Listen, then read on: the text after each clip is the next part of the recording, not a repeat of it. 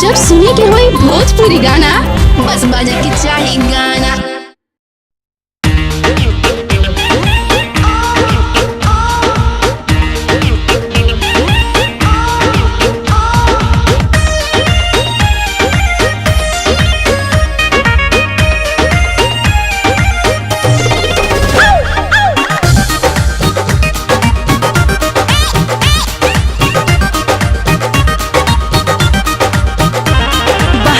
बलम जब आया मुझे नैहर से बुलवाया,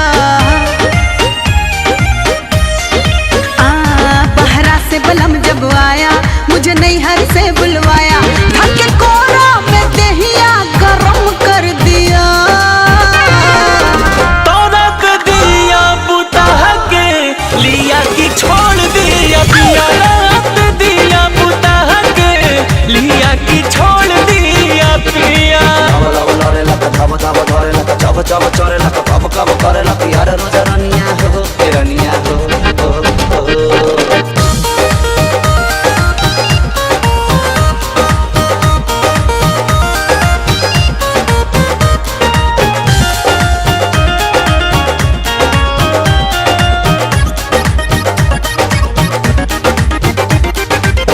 हमरा से मिला होता 3 साल बाद रे, हमरे जवनिया के किया बर्बाद रे।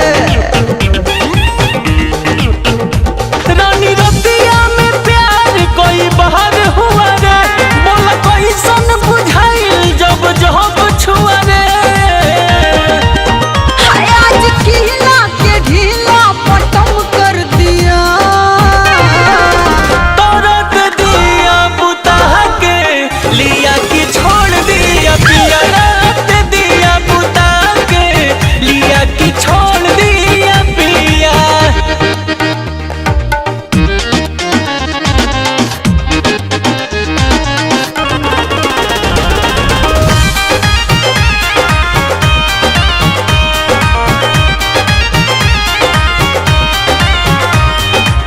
रोज रोज से जिया पर चढ़ेला जुनून रे, आज जाके मिला हमको असली सुकून रे।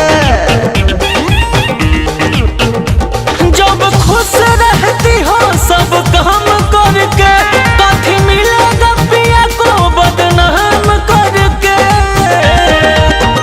मेरा कमर का नाप थोड़ा कम कर दिया, तोरक दिया बुता के लिया कि छोड़ दिया, पिया रात दिया बुता के लिया कि छोड़ दिया पिया। बार बार एक ही बात पूछोगे? काहे दिक्कत बका? बहरा से बलम जब आया मुझे नैहर से बुलवाया,